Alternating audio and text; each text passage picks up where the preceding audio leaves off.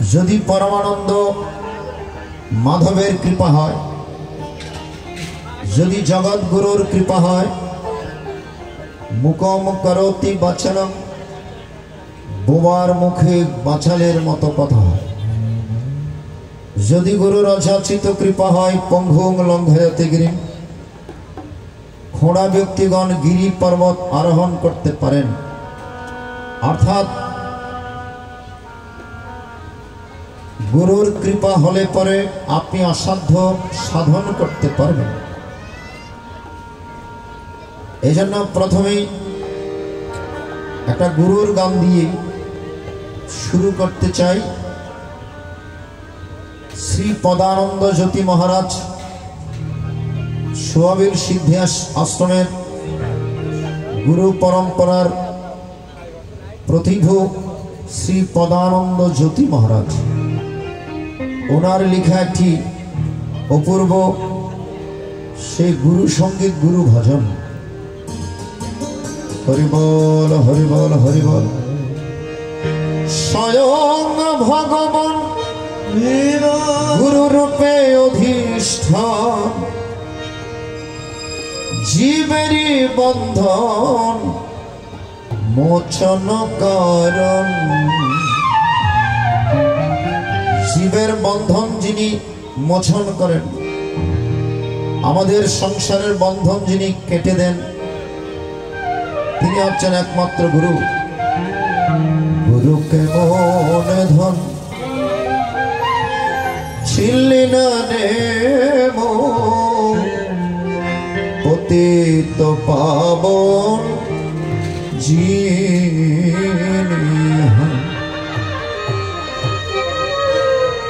स्वयं भगवान गुरु रूपे अधिष्ठान।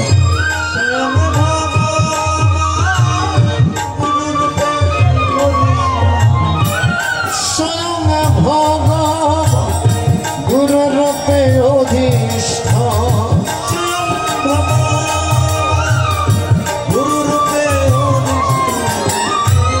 जीवेरी बंधन मोचन कर। गुरु के मन धन छिल्ली ना नेमो पतित पावन जिनी।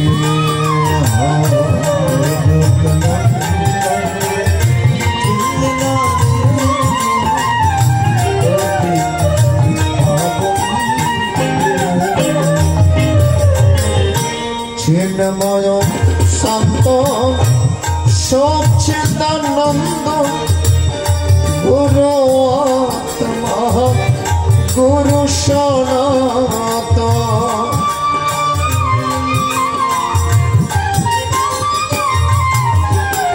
गुरु ब्रह्मा गुरु विष्णु गुरुदेव महेश्वर गुरुरेव परमो ब्रह्म तस्मै श्री गुरवे नमः। गुरुई हच्छेन जगत गुरुर प्रतीक। गुरुर भेतर दिए जगत गुरु भगवान श्रीकृष्णेर परम पद लाभ करेन। चिन्मय शांत सच्चिदानंद गुरु आत्मा गुरु सनातन। हृदय आकाशे इंदु रूपे प्रकाशे।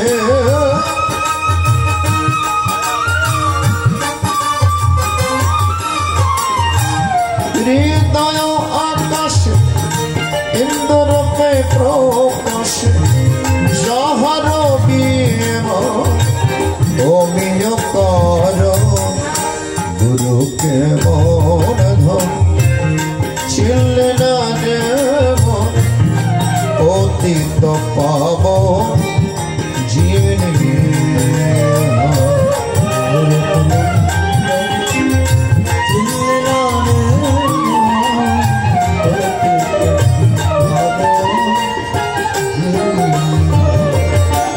आछेन जिनी निकटे हाटे पाटे माठे करली नाम तारण्ये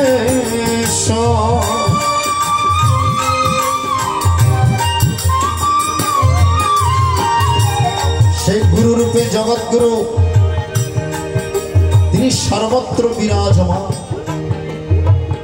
ঘটে পটে এবং মঠে তিনি সর্বত্র বিরাজিত আছেন। আমরা যখন ভক্তির চুমক দিয়ে দেখি তখনই আমরা বুঝতে পারি, অন্তর্দৃষ্টি দিয়ে যখন দেখি তখনই আমরা বুঝতে পারি। সুধীমণ্ডলী এই জন্য বলছেন, আছেন যিনি নিকটে ঘটে পটে মঠে, করিলি নাম তার আসিবার কালে যারে বলেছি রে,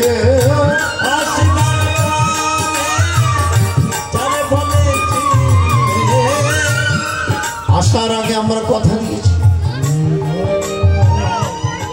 এবার যদি চাই প্রভু আমি তোমার গুণ কীর্তন করব, তোমার নাম কীর্তন করব, তোমার ভাবে আমি ভাবিত হব, আমি কুকর্ম করব না, খারাপ পথে চলব না, কুসঙ্গে যাব না, আমি সৎসঙ্গ করব, সাধুগুরু বৈষ্ণবের চরণ ধুলি দর্শন করব, আমি জন্মে যেন তোমার নামে মনে তোমার কাছে। হে প্রভু প্রতিজ্ঞা করছি, এবার যদি যাই আমি তোমার গুণ কীর্তন করব, তোমার নাম কীর্তন করব, তোমার চরণে মনটা উৎসর্গ করব, কিন্তু এখানে এসে মায়ার জালে ফেসে ভগবানকে যে কথা দিয়ে আমরা এসেছি সেই কথা আমরা ভুলে যাই। মোহিত মহজালে পুত্র ধরা গৃহাদেশ কৃষ্ণয়া পিণ্ড মানহস্মিত্র। আমরা মোহিত মহজাল আবদ্ধ হয়ে ভগবানকে যে কথা দিয়েছি সেই কথা আমরা ভুলে যাই। চতুর্থ অধ্যায়ে ভগবান অর্জুনকে বলছেন, পূর্বের স্মৃতির কথা তোমার স্মরণে নাই, তুমি মায়াধীন, আর আমার স্মরণে আছে আমি মায়াধীশ। এই জগৎ সংসার আমরা মায়ার অধীন, মায়ার আন্ডারে, আর ভগবান বলছেন আমি মায়া থেকে ঊর্ধ্বে। আমি মায়া থেকে ঊর্ধ্বে বলেই আমি যে বারংবার এসেছি গিয়েছি এই কথা আমার স্মরণে আছে, আর তুমি মায়ার অধীন বলে তোমার সেই কথা স্মরণে না। অর্জুন আমি মায়াধীশ আর তুমি মায়াধীন। এজন্য আমরা যে আসার সময় কথা দিয়েছি ভগবানকে সেই কথা আমরা ভুলে গিয়েছি। আমরা একটা জালের মধ্যে আটকা পড়েছি, সেই জালের নাম হচ্ছে মায়ার জাল। এই মায়ার জালে আটকা পড়ে গিয়েছি মাকড়সার মতো। মাকড়সা যেমন নিজের মুখ থেকে লালা বের করে জালের সৃষ্টি করে, নিজের সৃষ্ট জালের মধ্যে নিজেই আটকে পড়ে বসে থাকে। এই জন্য আমরা এই জগৎ সংসারে নিজের মায়া সৃষ্ট মায়া জালে আমরা নিজে আটকে পড়ে বসে রয়েছি।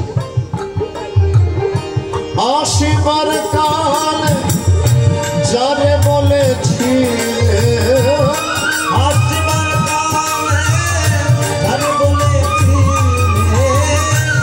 এবার গিয়ে তোমার ভুলিব না কখন, গুরুকে মনে ধর ছিলি না রে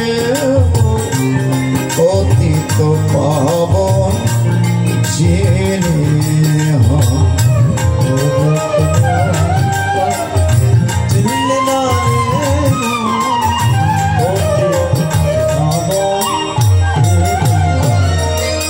স্বয়ং ভগবান গুরুরূপে অধিষ্ঠান, স্বয়ং ভগবান গুরুরূপে অধিষ্ঠান,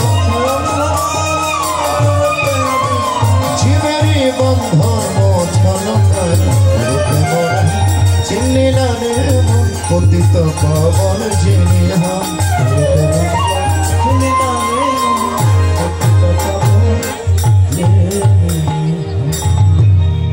আমরা চিনি না, আমরা জানি না গুরু যখন থাকেন।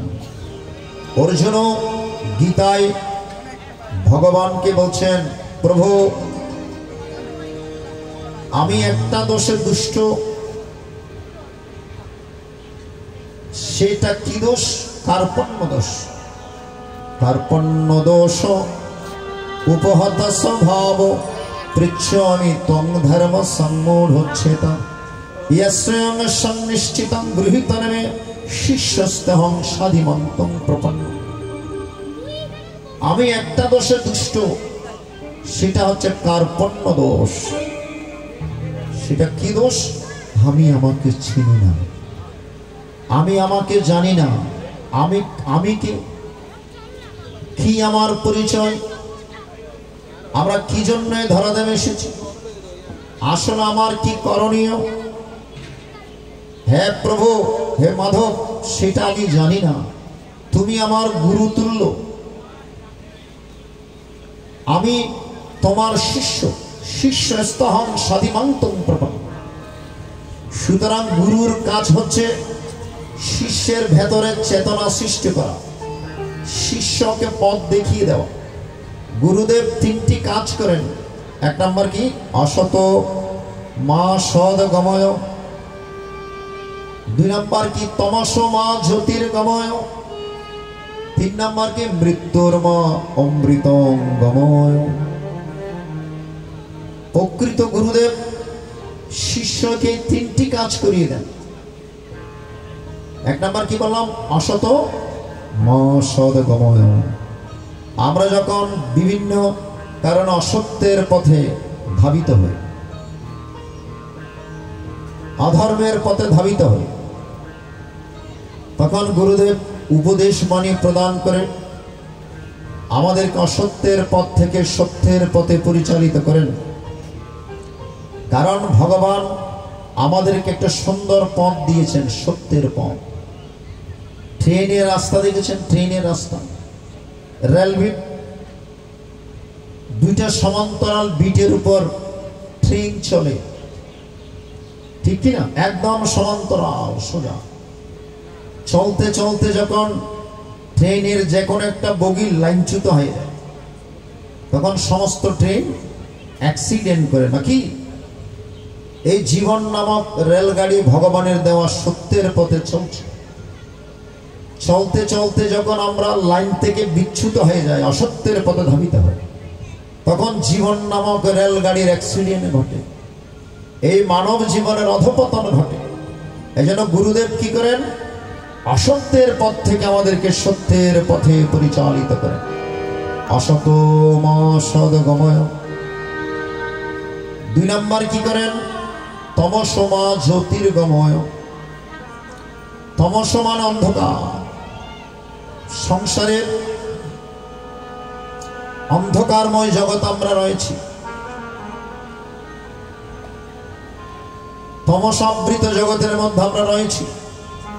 গুরুদেব আমাদের ভেতরের অন্ধকারটুকু দূরীভূত করে আমাদের জ্ঞান প্রদীপ প্রজ্বলন করে দেন।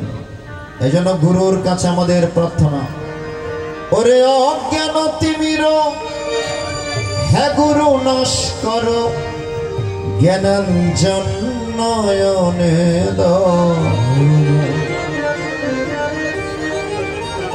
অজ্ঞান তিমিরন্ধস্য জ্ঞানাঞ্জন শলাকয়া চক্ষুরুন্মিলিতমেন তস্मै শ্রী গুরবে নমঃ। অজ্ঞান অন্ধকার দূরীভূত করে জ্ঞানাঞ্জন শলাকয়া, জ্ঞান রূপ শলাকা দিয়ে চক্ষুরুন্মিলিতমেন আমাদের জ্ঞান চক্ষুকে উন্মিলন করে দেন বলেই সেই গুরুদেবকে বারংবার প্রণাম। আমরা অজ্ঞানের অন্ধকার এই সংসার, অজ্ঞানময় সংসারে রয়েছি। সে তত্ত্বদর্শী গুরুদেব আমাদেরকে উপদেশ বাণী প্রদান করেন এবং ভেতরের চেতনার সৃষ্টি করেন। কানে কানে বীজ মন্ত্র দেওয়া মানে এই দেহ জমিনের মধ্যে বীজ বপন করে দেওয়া। এই দেহ জমিনের মধ্যে যখন বীজ বপন করে দেন তখন সেই বীজ আস্তে আস্তে অঙ্কুরোদ্গম হবে। আপনাকে পরিচর্যা করতে হবে। শুধু গুরুর কাছে গিয়ে দীক্ষা নিলে হবে না। গুরুর প্রদত্ত সেই বীজ মন্ত্র জপ করতে হবে এবং সকাল সন্ধ্যা উপাসনা করতে হবে, সকাল সন্ধ্যা প্রার্থনা করতে হবে। গুরুদেব নির্ধারিত যে প্রার্থনা উপাসনাটুকু প্রদান করেছেন সেই উপাসনা সেই প্রার্থনাটুকু আমাদের করতে হবে। তাহলেই ভেতরে প্রেম ফল ফুটবে। যেই প্রেম ফল সৃষ্টি না হলে নন্দলালা ভগবান শ্রীকৃষ্ণকে পাওয়া যায় না। মীরাবাই গেয়েছেন বিনা প্রেমে প্রেম সে নাহি মিলে নন্দলাল। বিনা প্রেম ভগবানকে পাওয়া যায় না। সেটা কেমন প্রেম? সেটা হচ্ছে নিষ্কাম প্রেম। যেই প্রেমের মধ্যে কোনো চাওয়া পাওয়া নাই, যেখানে কোনো কামনা বাসনা। রাধা কৃষ্ণের যে প্রেম, ব্রজগোপীদের যে প্রেম, সেই প্রেমের মধ্যে ভগবানের চরণ ভিন্ন আর কিছু চাওয়া পাওয়া নাই। ব্রজগোপীরা 30 দিন হবিষ্যান্ন খেয়ে কাত্যায়নী ব্রত করেছিলেন। ব্রজে কাত্যায়নী পরা 30 দিন হবিষ্যান্ন খেয়ে কাত্যায়নী ব্রত পালন করেছিলেন। 31 দিন দিবসে মা প্রসন্ন হয়েছেন। হ্যাঁ ব্রজগোপীরা, তোমাদের কি চাই? তোমাদেরকে বর দেব। ব্রজগোপীরা কি চেয়েছেন? কাত্যায়নে মহামায় মহায়োগিনীশ্বরী বিষ্ণু পদে পরম ভক্তি দেহিবে দেবদূত। ভগবানের প্রতি যেন আমাদের ভক্তি নিষ্ঠা জন্মে, আমরা যেন ভগবানের পরম পদ লাভ করতে পারি। হে মা, সেই পরমা ভক্তি আমাদেরকে প্রদান করো, সেই নিষ্ঠা আমাদেরকে প্রদান করুন। টাকা পয়সা নয়, অর্থ নয়, বিত্ত নয়, সন্তানাদি নয়, ভগবানের পরম পদ যেন লাভ করতে পারি, সেটাই আমাদের প্রয়োজন। তাই রাধিক এবং ব্রজগোপীরা তাদের মনের সেই চাওয়া পাওয়া শুধু ভগবানের পরম পদ। এই জগৎ সংসারে গোপী কারা? যারা গোপনে গোপনে সাধনা করে। আমার মায়েরা যারা গোপনে গোপনে ভগবানের সাধনা করে চলেছেন, আপনারাই গোপী পদবাচ্য। গোপনে করো গোপী সাধনা, গোপনে করো গোপী সাধনা। সাধনা কিন্তু লোক দেখানো নয়। আমরা অনেকে আছি, কিছু মনে করবেন না, লোক দেখানো সাধনা করি। যতটুকু নই তার চেয়ে বেশি দেখানোর চেষ্টা করি, ঠিক কিনা বল? কিন্তু সাধনা হচ্ছে গোপনে, মনে বনে বনে। গোপনে করো গোপী সাধনা, গোপনে করো গোপী সাধনা। মধুর ব্রজ রসে মধুর, মধুর ব্রজ রসে মজে থাকুনা। গোপনে করো গোপী সাধনা, গোপনে করো গোপী সাধনা।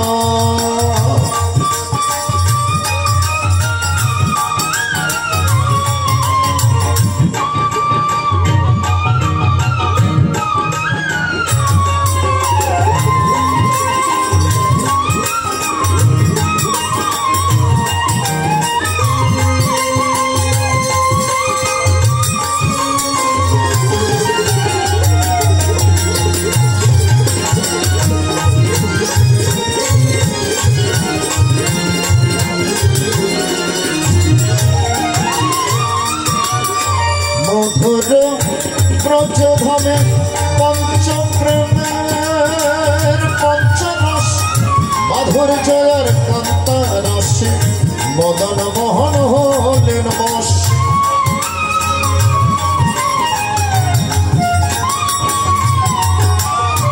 পাঁচটি রসে ভগবানকে পাওয়া যায়। ভগবানের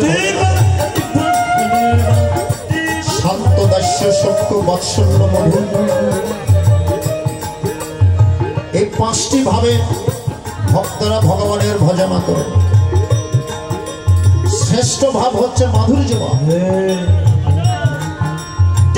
সে মাধুর্য ভাবে ভগবানকে পাওয়ার জন্য ত্রেতা যুগে মুনি ঋষিগণ সাধনা করেছিলেন ভগবানের। ভগবান বলছে